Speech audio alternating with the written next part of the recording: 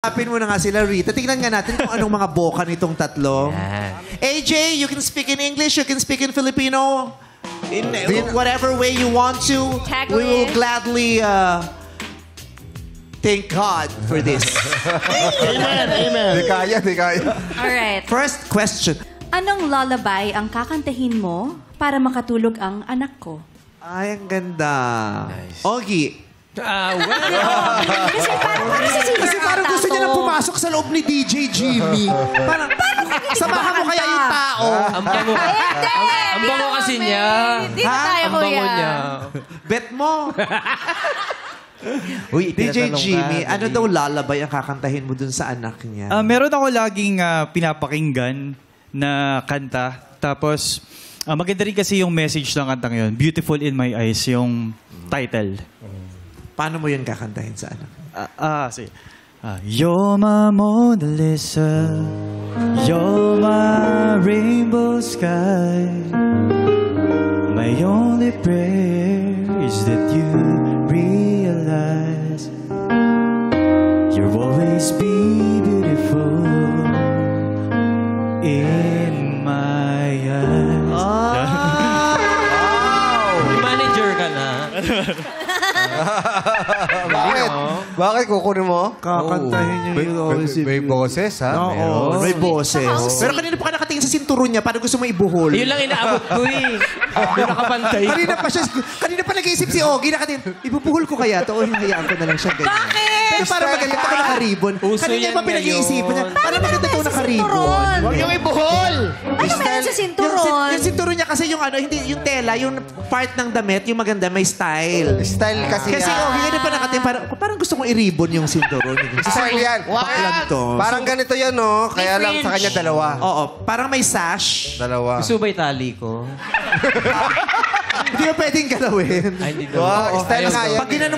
Pag ginanon mo yan, kasi nakikita mo na yung dulo, pag ginanon mo yung gitna, may nakasulat dyan. Ano ka? Misturism.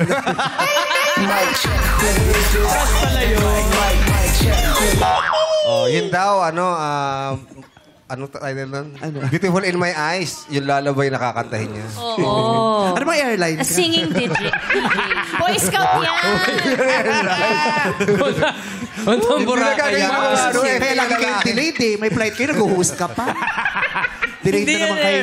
Kaya wala nandun yung panggano ko. Welcome So, to... ni DJ Jimmy. Yung pag nagmabuestra bago umanda. Nakakatawa yun. Katawa, di ba?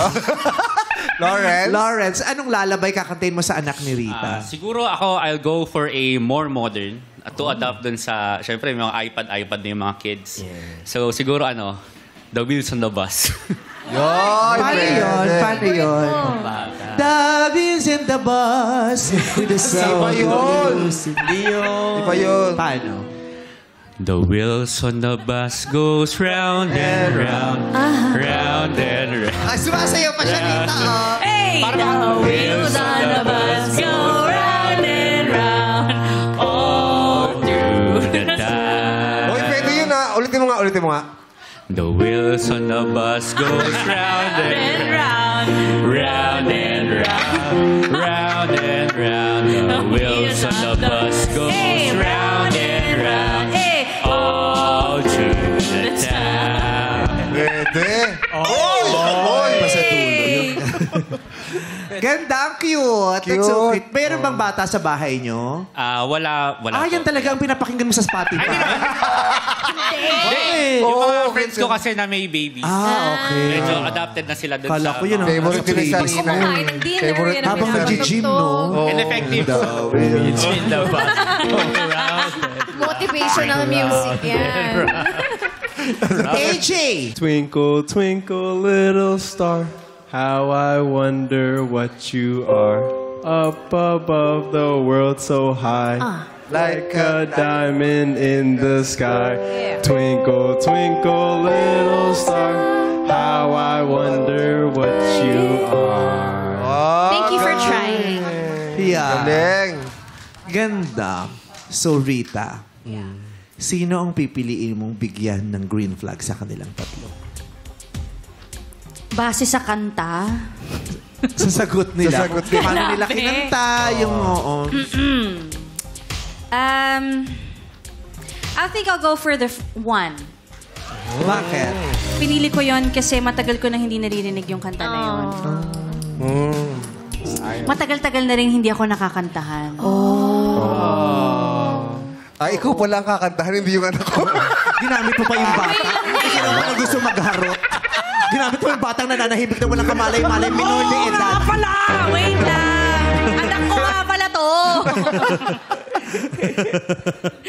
Sorry naman. Sama siya to. Hindi, syempre, hindi niya naman pakakanta yung anak niya nang wala siya. Nandoon din siya. Habang nandoon si Gigi. So, dalawa sila.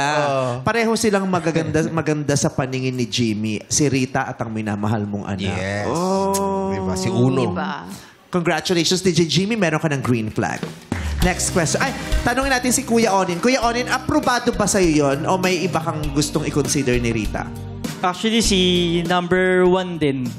Ay, ganon? Number 1. Kasi okay naman din lahat. Maganda yung mga lullabies nila sa babies. Kaya lang yung iba may mga sayaw. Baka hindi makatulog lalo. So, yun. Parang the same time, bukod sa baby, pati na rin kay Rita. So, Kinilig nga eh. hinilig. Hindi kayo sure. Charot. Question number 2, Rita. Okay. Anong sasabihin mo sa nakababata mong kapatid kapag sinabi niyang, Kuya, buntis po ako? Unahin natin si AJ. What will you tell your younger sister when she says, Hi, Kuya. What's up, what's up? What will you tell your younger sister if one day she would come up to you and What?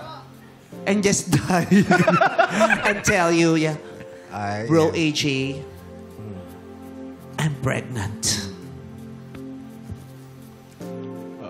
First thing I would ask her is, how are you feeling? Because I want you to know that no matter how bad or good things get, I'll always be here for you.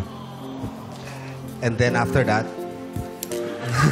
Twinkle, twinkle. I love you to the end. I love you to the end. I will love her till the end. Oh, thank you. Jimmy.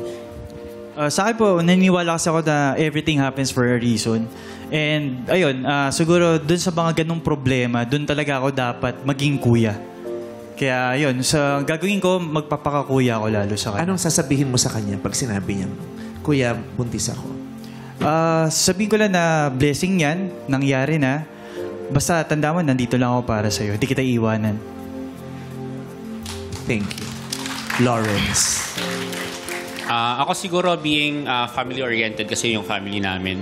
Alam din ng kapatid ko to na pag just in case dumating yung time na yon, we will be accepting her kung ano man yung kahit nga hindi buntis, kahit anong problema yung dinala niya sa bahay. So anong sasabihin mo sa kanya pag sinabi niyang, Kuya, We got buntis you. po ako? We got you.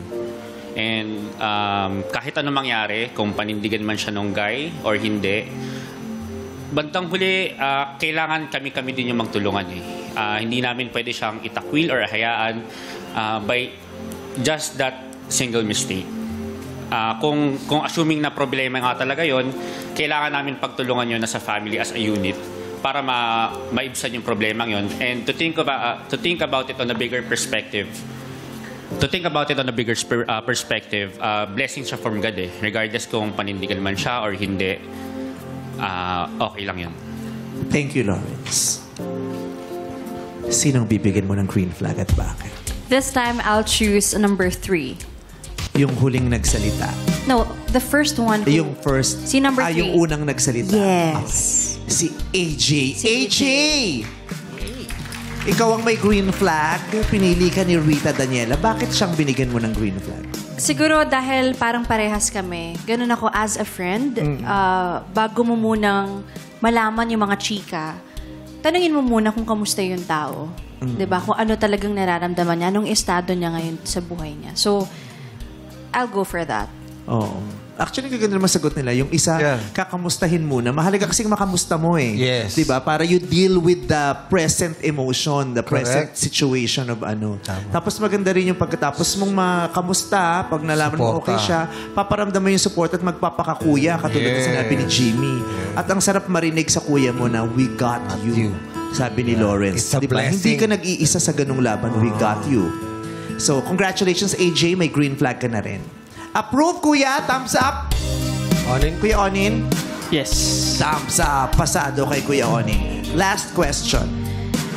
Sa estado mo ngayon, kaya mo bang sabihin sa isang babae na kaya mo nang bumuhay ng pamilya? Lawrence. Of course, sa estado ko ngayon, since I have a dream that I'm still chasing, sasabihin ko hindi. Pero, syempre, kung yung girl or yung partner ko feels na despite na not reaching that goal pa for the meantime, and we both feel na kaya na naming pasukin yung ganong next level of relationship, then I would say yes. I think kahit anong ginagawa natin or anong circumstances natin, if magtutulungan kayo ng partner mo, kaya nating maabot kung ano man yung inaabot natin yun. Thank you, Lawrence. AJ. Do you understand Yeah. the question? Konti. Yeah, the question was nice. That's nice. Can you translate? Yeah, sa estado mo yun. In your situation now, in your state, yeah, as a human being, can you say to a girl that you are already capable of what? providing for a family? Yes. Very well said. I love the comment. Can you provide for a family? Yes, but right now, I'm currently playing basketball. I'm making a good earning from that, and I've invested in future stocks. So I've solidified my future and ours, so I am currently, well. So, kanino ang green flag, Rita? Wala pa. Si Jimmy pa. Wala pa, di ba? Wala pa. Mamaya ka pa mag-green flag. Kay Jimmy na pala tayo. Kay Jimmy tayo. DJ Jimmy. Si DJ. Siguro sa estado ng kasipagan ko ngayon, basta sabi ko na kaya na. At syempre, lalo ko pa rin sisipagan dahil ako yung klase ng lalaki na gusto kong iparamdam sa partner ko, sa pamilya ko, yung magandang buhay. Tsaka yung sila yung prinsesa. Ayan. Ang ganda rin nun ng basis niya, yung kasibagan niya. Yes. Hindi yung kung ano yung pundar niya ngayon. Di ba? Kasi kapag masipag ang tao, Very tough. True. Oo Pero maganda rin naman yung manaipundar na sa maaga pa lang, di ba? Tama din. Kasi yun, Kasi syempre sa ngayon, kasi kung masipag ka, ba't wala ka napundar ngayon? Di ba? Sino pipili? Pero may napundar naman na siya ngayon, pero masipag talaga siya. matagal na kasing panahon ako yung laging nag-aalaga. Gusto ko ako naman yung aalaga. ayun! It's time. Huwag kang mag-alala. Diba? May kilala akong caregiver. So, nakapagsalita na silang tatlo. Kanina ibibigay ang green flag? Can I ask for help? Wow. Yes. Brother, who do you think? Okay naman yung mga sagot nila. Parang yung sincerity nandun. Pero mas gusto ko yung sagot ni number 1. Kasi pag masipag ka talaga, kasi nandyan na yan eh. Kumbaga, ba, meron pa nagkaanak kayo, sabi mo hindi pa tayo ready. Pero pag nandyan na yan, so gagawa ka talaga ng paraan para maiahon yung family mo. So, I think si number 1 talagang sabi niyang masipag siya. Totoo ba? Ayun. So, ayun. So, si number 1. Si Juan. So, sangayon ka ba? Humingi ka ng tulong sa kuya mo, sinabi niya, Juan, susundin mo ba yon o may iba kang trip? Rita, kanina Sino sa ang huling inyo? green flag. Okay. Sige, this time siguro susundin ko naman yung kapatid ko. Oh. So, si I choose number 1. DJ Jimmy, congratulations! Ikaw ang napili ni Rita. Yes, at ito muna mga searching na hindi mo napili. Searching number 2, magpakilala ka na. Akala ko si Kun. Nalito ako. Hi Rita, Hi, Lawrence, Lawrence. nice I'm Rita. meeting you. Nice Narinig ko yung stories mo kanina and sana naki Jimmy na or nasa future na, soon na makikita mo na yung hinahanap mo. Salamat, Lawrence. Nice meeting you. Thank you, Lawrence. Oh, now AJ, it's your time to meet Rita. Oh, hi. Hello, AJ. Nice meeting you. Thank you guys for having me. And Jimmy, you're in good hands. You're in good hands. So, I appreciate you. I'll see you guys around, all right? I'll see you around. Break it down, AJ. Thank you very much. Kuya Onin, mag-message ka na kay Rita. Hinusayan mo ba? Text mo na lang ako pag di ko... Ayan, so enjoy life lang. Tapos, yun. So, mali mo lang si Uno, tsaka yung sarili mo. Love yourself. Tapos, nandito lang ako palagi sa inyong dalawa. Love you. Thank you, Love Kuya. you. Message? Yeah.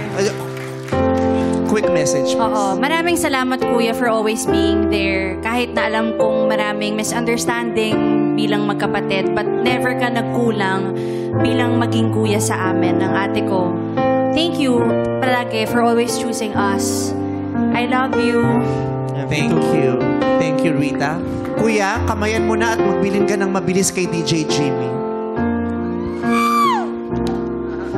Ayan, so Jimmy, sana alagaan mo yung sister ko.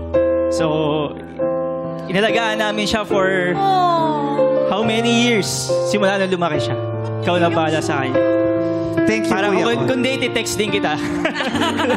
Thank you, Kuya Onin. DJ Jimmy, tabihan mo na si Rita, dali!